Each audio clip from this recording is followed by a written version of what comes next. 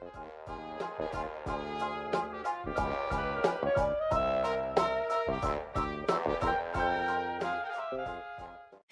a tutti e benvenuti su Minty Taro.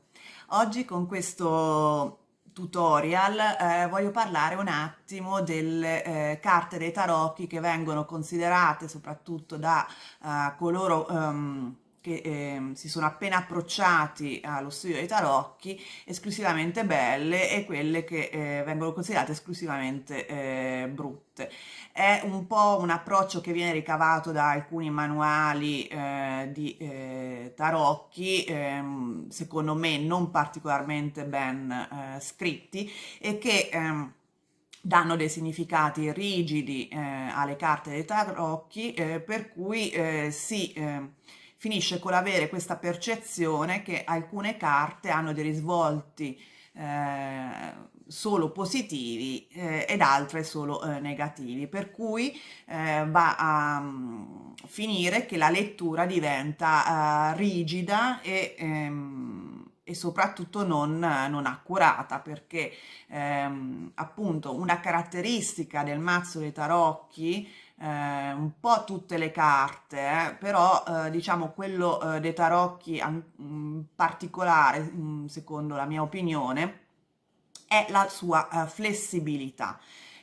Quindi le carte di per sé, secondo me, ma diciamo da chi ha studiato le carte da un po' di tempo, i tarocchi da un po' di tempo, le carte sono essenzialmente neutre. Cosa influenza l'interpretazione delle carte dei tarocchi non è il significato esclusivo della carta, bensì altri fattori, anche esterni alle carte, ovvero il contesto in cui si fa la domanda stessa e le carte vicino, cioè le carte dell'intera stesa. Magari farò un video a parte su questo argomento dei fattori che influenzano la lettura dei tarocchi, però in questo caso specifico, in questo video voglio proprio focalizzarmi sul concetto che la carta di per sé, la lama dei tarocchi è neutra. Questo crea delle difficoltà a volte inizialmente, perché se per esempio ci sono delle stese dove ci sono fattori pro e contro, e magari troviamo una carta considerata positiva nei fattori contro o una carta considerata negativa nei fattori a favore, chi inizia a studiare e a leggere i tarocchi si trova in un impasse, perché appunto magari fa riferimento a dei testi, a dei manuali in cui i significati vengono dati in maniera rigida, e quindi è difficile interpretare accuratamente, attraverso la necessaria flessibilità, le varie carte della stesa. Quindi questo è un messaggio che voglio stressare, perché per esempio, per dire, una carta che viene considerata negativa è il diavolo. In realtà, appunto, come ho detto io, come ho detto prima, dipende dalle carte attorno, dipende dal contesto, dipende dalla domanda di per sé. Il diavolo comunque, cioè ogni carta ha in nuce, come il simbolo del Tao, elementi sia positivi che negativi. Per esempio, una carta del diavolo di negativo c'è questa specie di catena, no? Che vincola la persona, quindi solitamente associato a dipendenza, a rapporti malsani, a dipendenza affettiva in una relazione, per esempio, però è anche associato a fattori positivi, ovvero una passione, una riscoperta dei bisogni primordiali, del proprio istinto, che appunto a volte è necessaria. Un altro esempio è la carta del sole, che viene considerata positiva, di solito no, annuncia successo, la forza vitale del sole, per esempio, no, è molto conosciuta, quindi chiarezza nella propria vita, successo, ottenimento di ciò che dei nostri obiettivi, eccetera. Però a volte il sole può accecare, può bruciare, può avere una luce talmente forte che in realtà la chiarezza viene meno perché non riusciamo a distinguere i contorni delle cose accanto a noi.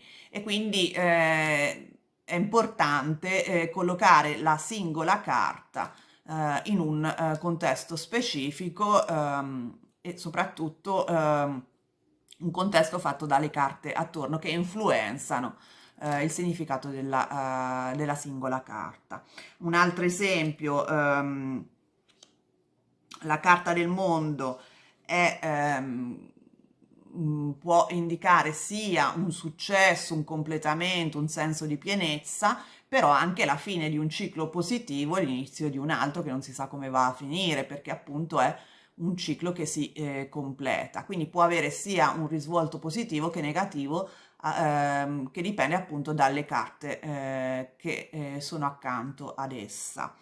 Un altro esempio, per dire, ecco, il 10 di spade è una carta solitamente interpretata in maniera negativa perché chiaramente c'è un signore steso sulla spiaggia, trafitto alle spalle da so, 10 spade, quindi insomma non è che anche l'immagine stessa non è che facilita un'interpretazione positiva, però in realtà è il numero 10, quindi indica l'apice ma anche la fine di un ciclo negativo, quindi vuol dire che stiamo approcciando la fine di un periodo negativo, tant'è vero che anche Pamela Coleman Smith ha voluto rimarcare questa ambivalenza facendo vedere l'alba che sorge all'orizzonte, quindi cioè è anche un segnale di speranza legato a questa carta, tendenzialmente appunto considerata negativa. Bene, spero che questo piccolo video abbia dato degli spunti di riflessione nello studio dei tarocchi. Il messaggio principale è che le carte sono neutre, non focalizzarsi su dei significati rigidi che potete trovare nei vari manuali, e vorrei finire con un piccolo esercizio. Se volete potete scrivere le risposte nei commenti, e magari vi do un feedback dal mio punto di vista, ovviamente, che non vuol dire che sia per forza quello vero, nel senso che secondo me l'interpretazione è molto personale. Ogni lettore ha una propria interpretazione che va rispettata. Comunque, vediamo per esempio il 9 di coppe, che tendenzialmente viene considerata la carta dei desideri, della realizzazione di sé dei desideri. Quindi io vorrei sapere, dovreste esercitarvi e potete scrivere risposte nei commenti appunto, che significato positivo dareste e che significato negativo dareste a questa carta. Potete utilizzare il vostro mazzo, non necessariamente quello del Waite Smith, non ha importanza. Poi abbiamo il 10 di coppe, anche qui che significato positivo e che significato negativo dareste a questa carta. Il 2 di coppe, che significato positivo e che significato negativo può avere questa carta. Il 7 di spade, anche qui significato positivo e significato negativo. Il 5 di coppe,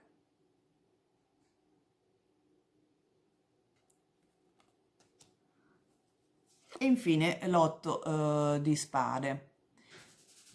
Quindi per ogni carta che vi ho mostrato cercate di pensare appunto ai significati negativi e positivi di ogni carta. Queste sono appunto quelle un pochino più difficili nella interpretazione secondo me, perché appunto hanno anche dei disegni abbastanza univoci, però appunto in base alle vostre conoscenze, anche ai vostri libri, anche alla vostra intuizione, cercate appunto un po' di sviscerare il significato delle carte, a prescindere dal mazzo che utilizzate. Poi se volete farmelo sapere, vi posso dare il feedback nella sezione commenti.